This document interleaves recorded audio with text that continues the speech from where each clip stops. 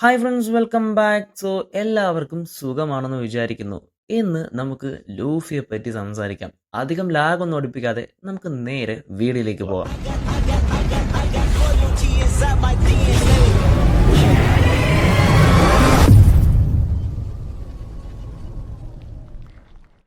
മൊങ്കി D Luffy എന്ന കഥാപാത്രത്തെക്കുറിച്ച് സംസാരിക്കുമ്പോൾ അവനെ one of the best written shonen protagonist എന്ന് വിളിക്കുന്നത് ഒരു എക്സാജറേഷൻ അല്ല.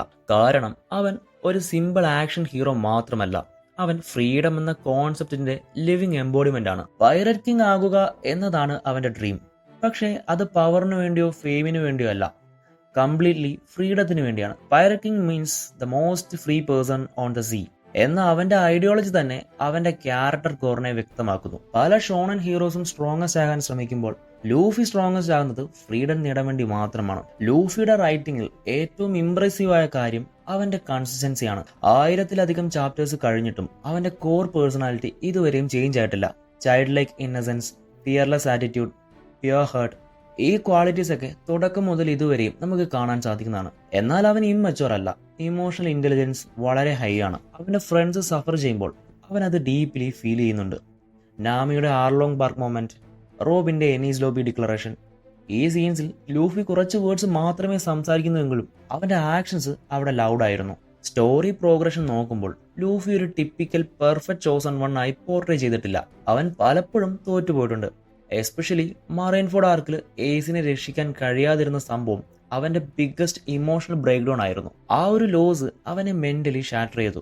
പക്ഷെ അതിനുശേഷം ടൈം സ്കിപ്പ് ട്രെയിനിങ് എടുത്ത് സ്ട്രോങ്ങറായി റിട്ടേൺ ചെയ്തത് നാച്ചുറൽ ആയിട്ടുള്ള ഒരു ക്യാരക്ടർ ഗ്രോത്ത് ആണ്. ഫെയിലിയർ, റിഫ്ലക്ഷൻ, ഗ്രോത്ത് എന്ന റിയലിസ്റ്റിക് പാറ്റേൺ ആണ് അവന്റെ ജേണി.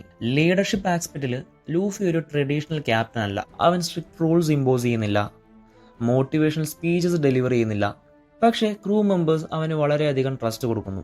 കാരണം അവൻ അവരുടെ ഡ്രീംസിനെ ഒരിക്കൽ പോലും ചോദ്യം ചെയ്തിട്ടില്ല.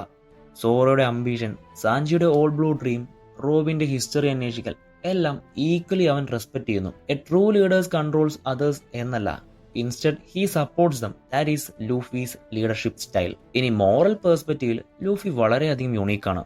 അവൻ ഹീറോ ആണെങ്കിലും സൊസൈറ്റി റൂൾസ് ബ്ലൈൻഡ്ലി ഫോളോ ചെയ്യുന്നില്ല. വേൾഡ് ഗവൺമെന്റിനെ ഓപ്പൺലി ചലഞ്ച് ചെയ്യുന്നുണ്ട്. അവന് ഗുഡ് വേഴ്സസ് ഈവിൾ എന്ന black and white mindset ഒന്നുമില്ല. Instead he believes in personal loyalty and freedom. Law എന്തു പറയുന്നു എന്നതല്ല, അവന്റെ ഹേർഡ് എന്തു പറയുന്നു എന്നതാണ് അവന് പ്രധാനം. That's the moral independence makes him stand out. Power system ആംഗിളിൽ ലൂഫിയുടെ ഡെവിൾ ഫ്രൂട്ട് ഇനീഷ്യലി ഗുമു ഗുമു നോമി എന്നൊരു സിമ്പിൾ റബ്ബർ ഫ്രൂട്ട് എബിലിറ്റി പോലെ തോന്നിക്കുന്നു. പക്ഷേ പിന്നീട് അത് mythical Sovan ഹിറ്റോ ഹിറ്റോ Naomi model നിക്കയായി reveal ചെയ്യപ്പെട്ടു. ഇത് സ്റ്റോറിയിൽ ഒരു സഡൻ ട്വിസ്റ്റ് പോലെ തോന്നാമെങ്കിലും എൻറ്റയർ സ്റ്റോറിയിൽ ഫ്രീഡം തീം ബിൽഡ് ചെയ്തതിന്റെ പേ ഓഫ് ആണ് gear 5. That means his power literally represents liberation, joy and laughter. That thematic connection shows long-term writing brilliance. ഇനി ഇമോഷണലി നോക്കുകയാണെങ്കിൽ ലൂഫി വളരെയധികം transparent ആണ്. അവൻ ഫേക്ക് ഇമോഷൻസ് കാണിക്കുന്നില്ല. ചിരിക്കുമ്പോൾ പോലും ഹൃദയം തുറന്ന് ചിരിക്കും. കരയുമ്പോഴോ ഓപ്പൺ ആയിട്ട് കരയും. പല പ്രോട്ടോഗണിസ്റ്റും ഇമോഷൻസ് ഹൈഡ് ചെയ്യാറുണ്ട്. പക്ഷെ ലൂഫി വൾണറബിൾ ആകാൻ ഭയപ്പെടുന്നില്ല. എയ്സിന്റെ മരണശേഷം അവൻ കംപ്ലീറ്റ്ലി ബ്രേക്ക് ആകുന്ന സീൻ അവന്റെ ഉള്ളിലെ ഹ്യൂമൻ സൈഡിനെ കാണിച്ചു തരുന്നു. That emotional honesty makes him reliable and real. World impact നോക്കുമ്പോൾ ലൂഫി അൺഇന്റൻഷനലി റെവല്യൂഷണർ ഫിഗറായി മാറുന്നു. എന്നാൽ അവൻ റെവല്യൂഷൻ പ്ലാൻ ചെയ്യുന്നില്ല. പക്ഷേ വനെവർ ഹി ഗോസ്, ഓപ്പറേഷൻ ബ്രേക്സ് ചെയ്യുന്നു. അലബസ്ത, ദറസ് റോസ, വാനോ എല്ലായിടത്തും ടൈറൻസിനെ ഡിഫീറ്റ് ചെയ്ത് പീപ്പിളിന് ഫ്രീഡം കൊടുക്കുന്നു. പൊളിറ്റിക്കലി അംബിഷൻ ഇല്ലാതെയും ചേഞ്ച് കൊണ്ടുവരുന്നത് അവനെ സിമ്പിൾ ഓഫ് ഹോപ്പ് ആയി മാറ്റുന്നു. ക്യാരക്ടർ റിലേഷൻഷിപ്പ് ലൂഫിയെ കൂടുതൽ ലേഡ് ആക്കുന്നു. എയ്സും സാബോയും പോലുള്ള ബ്രദർ ബോൺസും മെന്റർ ഫിഗറായി ഷാങ്സ്, ഇവയെല്ലാം തന്നെ അവന്റെ മോട്ടിവേഷൻ ഷേപ്പ് ചെയ്യുന്നു. സ്ട്രോഹാറ്റ് തന്നെ ഇൻഹെറിറ്റഡ് വില്ലിന്റെ സിമ്പിളാണ്. ഷാങ്സിനോടുള്ള പ്രോമിസ് ആണ് എൻറ്റർ ജേണി സ്റ്റാർട്ട് ചെയ്തത്. അങ്ങനെ നോക്കുമ്പോൾ ലൂഫിയുടെ അഡ്വഞ്ചർ ഒരു പേഴ്സണൽ ഗ്രോത്ത് മാത്രമല്ല, it is about carrying forward A legacy of freedom. ഇനി ഫൈനലി ലോങ്വിറ്റി ടെസ്റ്റ് പാസ് ചെയ്യുന്ന ഒരേ ഒരു പ്രോട്ടോഗണിസ്റ്റ് ആയിരിക്കും Luffy.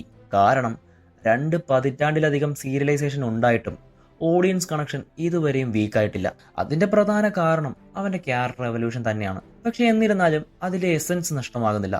Freedom, friendship, loyalty, resilience, ഈ തീംസ് അവൻ കൺസിസ്റ്റന്റ്ലി ക്യാരി ചെയ്യുന്നു.